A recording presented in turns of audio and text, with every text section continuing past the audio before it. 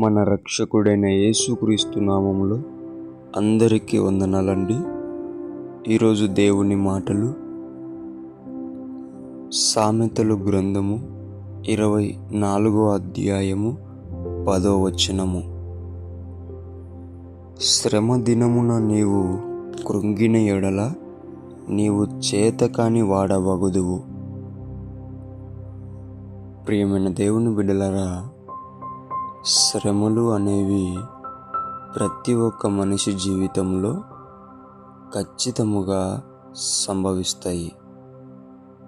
కానీ ఒక క్రీస్తును నమ్మిన నీ జీవితంలో శ్రమలు అనేవి అనేక విధాలుగా విస్తరిస్తూ ఎక్కువగా నిన్ను ఇబ్బంది పెట్టాలనే విధముగా సంభవిస్తాయి.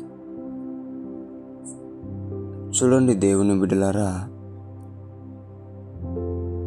లోకంలో ఉన్న వాళ్ళు శ్రమలు సంభవించినప్పుడు పెరికి వాళ్ళలాగా ఆత్మహత్యలు చేసుకుంటారు, అనవసరంగా కోపపడుతూ ఉంటారు. ఆయా రకాలుగా పెరికి వారిలాగా కనిపించడం జరుగుతుంది శ్రమ దినమున. దేవుని బిడ్డలారా, క్రీస్తును నమ్మిన మనము శ్రమ దినమున కృంగిపోతే చేతకాని వానిలాగా, లోకంలో ఉన్నవానిలాగా మనం కూడా మిగిలిపోతాం. క్రీస్తులో ఉన్న మనకు శ్రమ దినమున క్రీస్తు తోడుంటాడని ప్రతి ఒక్కరూ గుర్తుపెట్టుకోవాలి. లోకంలో ఉన్న వాళ్ళకి ఎవరు తోడు లేరు కాబట్టి వాళ్ళు ఆత్మహత్యలు చేసుకుంటారు, కోప్పడుతూ ఉంటారు, లేదంటే అనేక రకాలుగా వారు ప్రయత్నిస్తూ ఉంటారు. కానీ క్రీస్తులో ఉన్న నీకు శ్రమ దినమున నీవు క్రీస్తుతో ఉంటావు. అది గుర్తుపెట్టుకొని శ్రమ దినమున నీవు జయించేవానిలాగా, శ్రమ దినమున నీవు పోరాడేవానిలాగా, శ్రమ దినమున నీవు ఇంకా సంతోషముగా ఆనందముగా దేవుని స్తుతించేవానిలాగా నీవు నిలబడాల.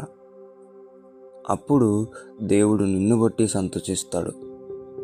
ప్రియమైన దేవుని బిడ్డలారా, యోబు భక్తుడిని చూసుకున్న యేసుక్రీస్తు ప్రభుల వారి శిష్యులను మనం గమనించినట్లయితే ప్రతి ఒక్కరూ శ్రమ దినమున కృంగిపోయినట్టు మనకు కనిపించరు, కానీ పోరాడినట్టు ఒక యోధుడిలా, గొప్ప ధైర్యవంతునిలా మనకు వీళ్ళందరూ కూడా కనిపిస్తారు. అలా క్రీస్తును నమ్మిన నీవు కూడా శ్రమ దినమున కృంగిపోకోకుండా ధైర్యముగా నిలబడి విజయవంతమైన ఒక యోధునిలాగా నిలబడి క్రీస్తు నామానికి మహిమ తెచ్చే విధముగా ఉండాలని దేవుని పేట మనవి చేసుకుంటున్నాను. దేవుడి మాటలను దీవించునుగాక. ప్రార్థించుకుందాం. యేసయ్యా, మీకు వందనాలు, స్తోత్రాలు ప్రభువా.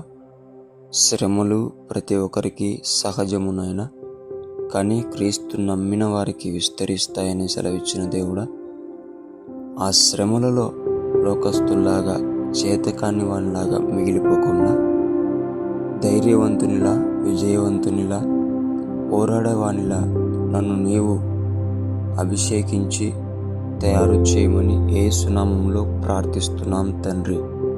ఆమేన్.